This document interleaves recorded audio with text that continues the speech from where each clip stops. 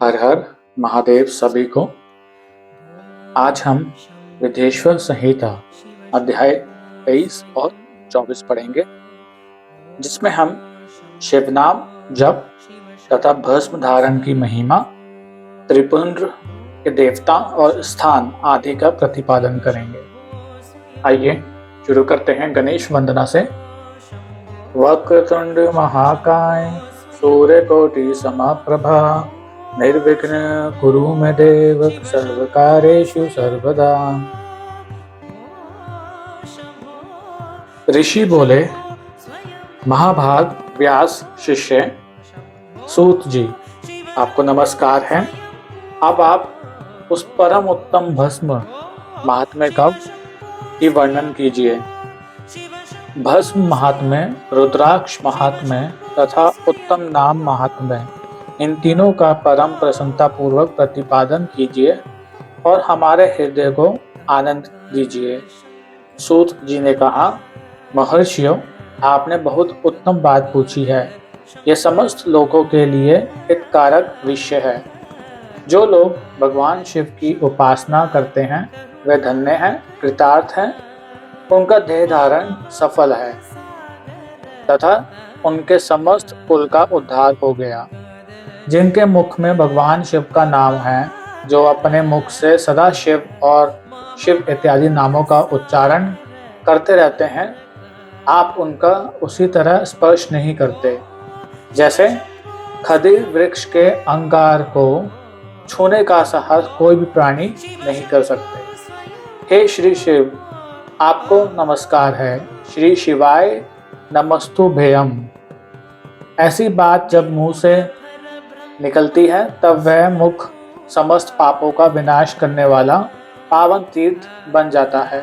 जो मनुष्य प्रसन्नता पूर्वक उस मुख का दर्शन करता है, उसे निश्चय ही तीर्थ सेवन जनित फल प्राप्त होता है। ब्राह्मणों, शिव का नाम, विभूति तथा रुद्राक्ष, ये तीनों त्रिवेणी के समान परम पुण्यमय माने गए हैं। जहाँ ये तीनों शुभतर वस्तुएं सर्वदा रहती हैं, उसके दर्शन मात्र से मनुष्य त्रिवेणी स्नान का फल पा लेता है। भगवान शिव का नाम गंगा है, विभूति यमुना मानी गई है तथा रुद्राक्ष को सरस्वती कहा गया है। इन तीनों की संयुक्त त्रिवेणी समस्त पापों का नाश करने वाली है। श्रेष्ठ ब्राह्मणों, इन तीनों की महिमा को सदिल लक्षण भगवान महेश्वर के बिना दूसरा कोई भली भांति जानता है। इस ब्रह्मांड में जो कुछ है वह सब तो केवल महेश्वर ही जानते हैं। विपग्रन, मैं अपनी श्रद्धा भक्ति के अनुसार संक्षेप में भगवान नामों की महिमा का वर्णन करता हूँ। तुम सब लोग प्रेम पूर्वक सुनो। ये नाम महात्म्य समस्त पापों को हर लेने वाला सर्वोत्तम साधन है। शिव इस नाम रूपी दावान नल से महान पातकरूपी पर्वत अनायास भी भस्म हो जाता है। यह सत्य है, सत्य है, इसमें संशय नहीं है। शौनक, पाप मूलक जो नाना प्रकार के दुख हैं, वह एकमात्र शिव नाम से ही नष्ट होने वाले हैं। दूसरे साधनों से संपूर्ण यत्न करने पर भी पूर्णतया नष्ट नहीं होते हैं। जो मनुष्य इस भूतल पर सदा भगवान शिव के नामों के जप में ही लगा हुआ है, वह वेदों का ज्ञाता है, वह पुण्यात्मा है, वह धन्यवाद का पात्र है तथा वह विद्वान माना गया है। उन्हें जिनका शिव नाम जप में विश्वास है, उनके द्वारा आचरित नाना प्रकार के धर्म तत्काल फल देने के लिए उत्सुक हो जाते हैं। महर्षि, भगवान शिव के नाम से जितने पाप नष्ट होते हैं, उतने पाप मनुष्य इस भूतल पर कर नहीं सकते। जो शिव नाम रूपी नौका पार आरूढ़ हो संसार रूपी समुद्र को पार करते हैं, उनके जन्म मरण रूप संसार के मूलभूत व सारे पाप निश्चय ही नष्ट हो जाते हैं। महामुने संसार के मूलभूत रूपी पातकों का शिव नाम रूपी कुठार से निश्चय ही नाश हो जाता है। जो पाप रूपी दावानल से पीड़ित हैं उन्हें शिव नाम रूपी अमृत का पान करना चाहिए। पापों के दावानल से दग्ध होने वाले लोगों को उस शिव नामृत के बिना शांति नहीं मिल सकती। जो शिव नाम रूपी सुधा की वृष्टि जनित धारा में गोते लगा रहे हैं वह संसार रूपी दावन नल के बीच में खड़े होने पर भी कदापि शोक के भागी नहीं होते। तो दावन नल यहाँ पर जो शब्द है उसका मतलब होता है कि एक तरह से वन में आग लगना। तो जो संसार रूपी जो है मतलब कि एक तरह से वो जंगल ही है मनुष्य के लिए। तो उसमें जो चाहे जितनी मर्जी उसमें क्योस आ जाए, चाहे जितनी मर्जी इसमें प्रॉब्लम्स आ जाए, अगर हम उसके बीच में खड़े हैं और हम भगवान शिव का नाम लेते हैं तो हमें कभी भी कोई संकट नहीं आ सकता। जिन महात्माओं के मन में शिव नाम के प्रति बड़ी भारी भक्ति है ऐसे लोगों की सहसा और सर्वथा मुक्ति होती है। मुनीश्वर जिसने अनेक जन्मों तक तपस्या की है उसी की शिव नाम के प्रति भक्ति होती है जो समस्त पापों का नाश करने वाली होती है। तो मतलब कि ये एक लाइफ से स्टार्ट नहीं होता है, बेसिकली प्रारब्ध होते हैं कुछ। मतलब कि पूर्व जन्मों में जब आपने भगवान की जो है तपस्या करी है, शिव की तपस्या करी है, शिव पे ध्यान लगाया है, तो ही उनके प्रति आपकी जो है भक्ति बढ़ती है। तो हर एवरी लाइफ जब आप लाइफ लोगे तो वो भक्ति बढ़ती जाएगी। जिसके मन में भगवान शिव के नाम के प्रति कभी खंडित ना होने वाली असाधारण भक्ति प्रकट हुई है उसी के लिए मोक्ष सुलभ है, ये मेरा मत है। तो यहाँ ये कहना चाह रहे हैं जो खंडित नहीं है, मतलब कि आप अगर भगवान शिव का नाम ले रहे हो, उनको आपने अपने आप को समर्पण कर दिया, तो आपके जीवन में कुछ भी हो रहा है, कुछ भी चाहे जितनी भी वर्स्ट टू वर्स्ट सिचुएशन आ रही है, आप कभी ये नहीं करते कि मैं शिव का ध्यान नहीं करूँगा, मैं शिव की पूजा नहीं करूँगा क्योंकि मेरे जीवन में इतनी कठिनाई आ रही है, मैं इतनी पूजा करता हूँ या करती हूँ, स्टिल मेरे जीवन में कठिनाई आ रही है, तो क्यों आ रही है। तो ये यहाँ पर इसका तात्पर्य ये है कि अगर आप जब नाम जप कर रहे हो तो आप बहुत भक्ति भाव से कर रहे हो, फिर आपके जीवन में चाहे जितनी मर्जी प्रॉब्लम्स आ जाए आप वो नाम जप करना नहीं छोड़ते। जो अनेक पाप करके भी भगवान शिव के नाम जप में आदर पूर्वक लग गया है वह समस्त पापों से मुक्त हो ही जाता है, इसमें संशय नहीं है।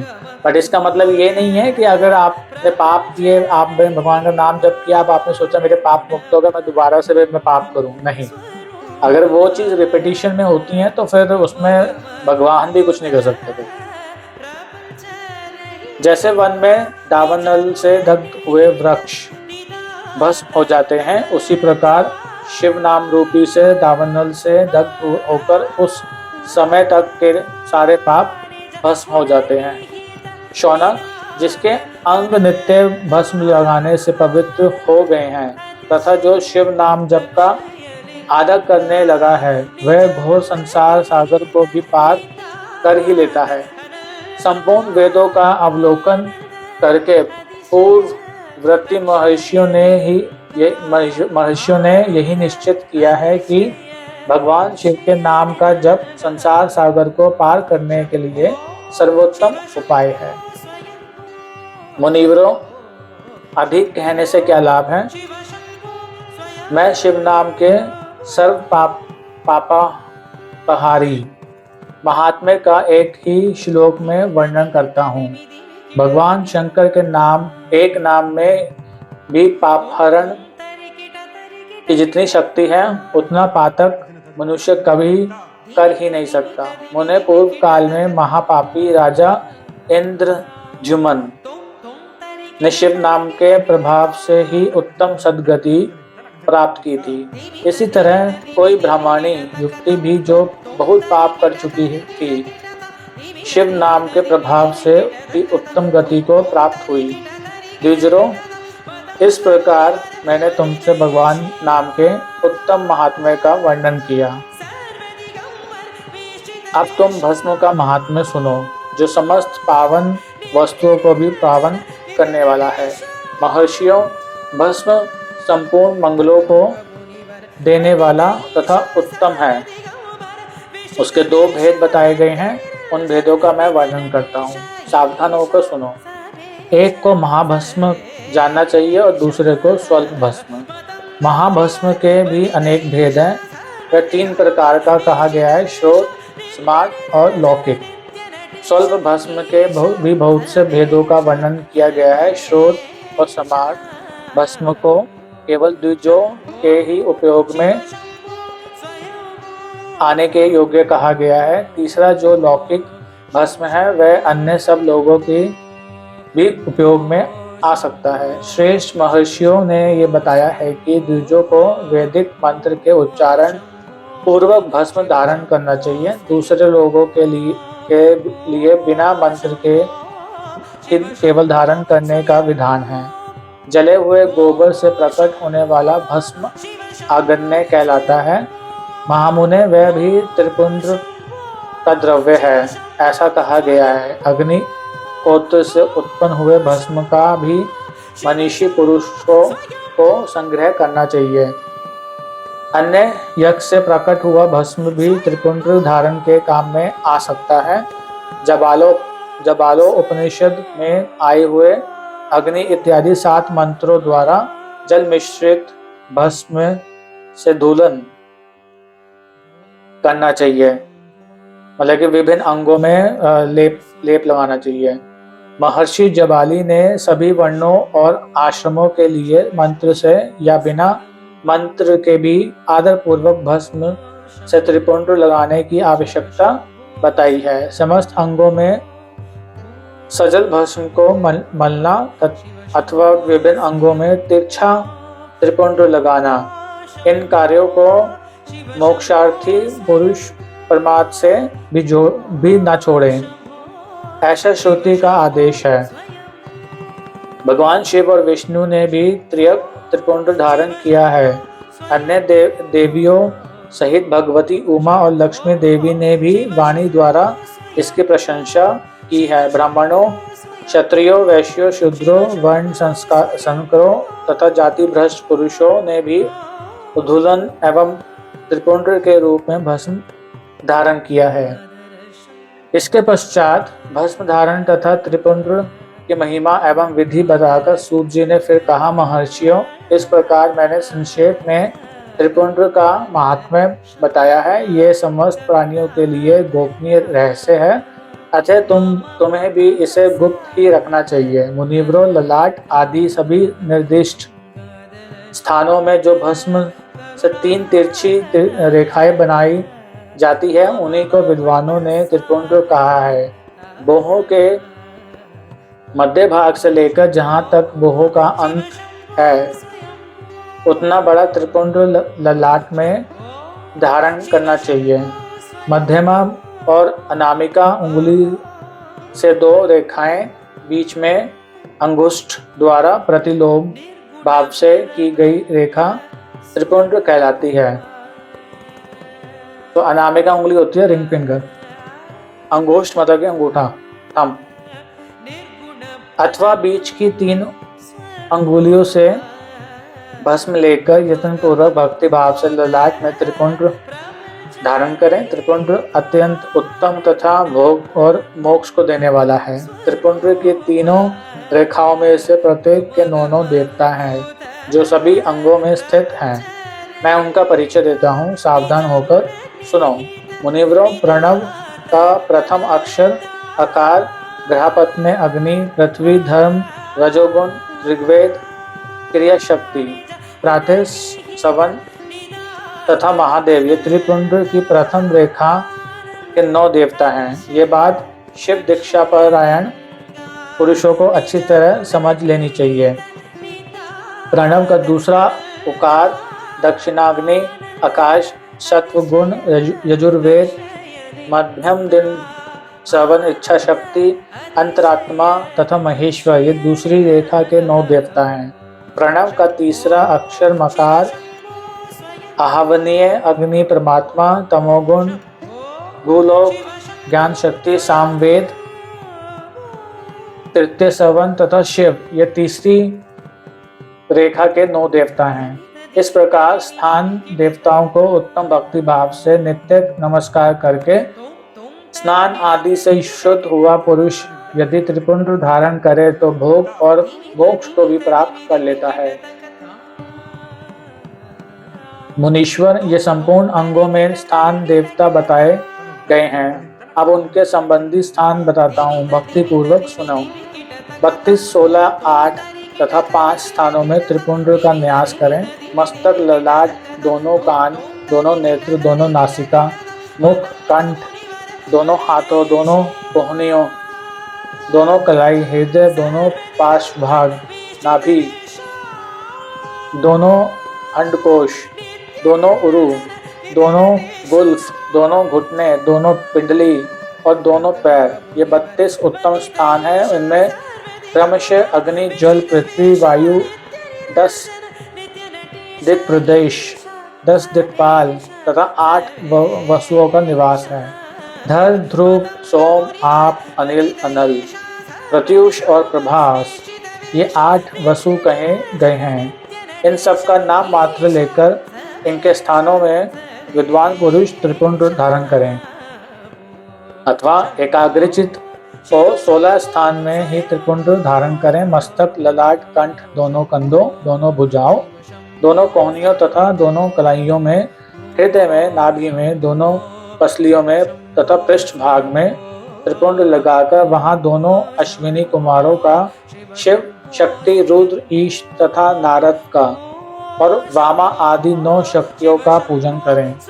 ये सब मिलकर 16 देवता हैं। अश्विनी कुमार 2 कहे गए हैं, नास्ते और दस्त्र अथवा मस्तक, केश, दोनों कान, मुख, दोनों भुजा, हृदय, नाभि, दोनों उरु, दोनों जानू, दोनों पैर और पृष्ठ भाग, इन 16 स्थानों में 16 त्रिपुंड का न्यास करें।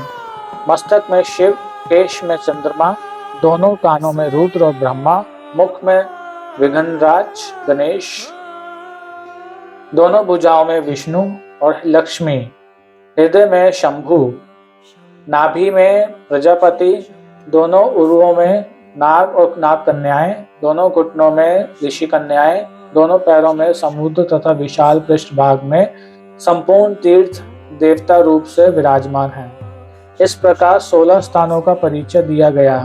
अब 8 स्थान बताए जाते हैं।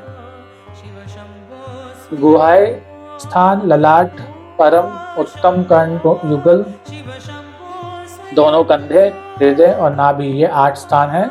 इनमें ब्रह्मा तथा सप्तर्षि, ये 8 देवता बताए गए हैं। मुनीश्वरों, भस्म के स्थान को जानने वाले विद्वानों ने इस तरह 8 स्थानों का परिचय दिया है। अथवा मस्तक, दोनों भुजाएं, हृदय और नाभि, इन 5 स्थानों को भस्मवेत्ता पुरुषों ने भस्म धारण के योग्य बताया है। यथा संभव देश, काल आदि की अपेक्षा रखते हुए उद्दोलन मतलब कि भस्म को अभिमंत्रित करना और जल में मिलाना आदि कार्य है। यदि उद्दोलन में भी असमर्थ हो तो त्रिपुंड आदि लगाएं। त्रिनेत्रधारी तीनों गुणों के आधार तथा तीनों देवताओं के जनक भगवान शिव का स्मरण करते हुए नमः शिवाय कहकर ललाट में त्रिपुंड लगाएं। ईशा भयाम नमः ऐसा कहकर दोनों पार्श्व भागों में त्रिपुंड धारण करें। बीजाभ्याम नमः ये बोलकर दोनों कलाइयों में भस्म लगाए। पितृभ्याम नमः कहकर नीचे के अंगों में, उमेशाभ्याम नमः कहकर ऊपर के अंग में तथा हिमाय नमः कहकर पीठ में और सिर के पिछले भाग में त्रिपुंड लगाना चाहिए। अध्याय 23 और 24 संपन्न। नमः पार्वती पते, हर हर महादेव। सभी को हर हर महादेव। जय शिव शंकर।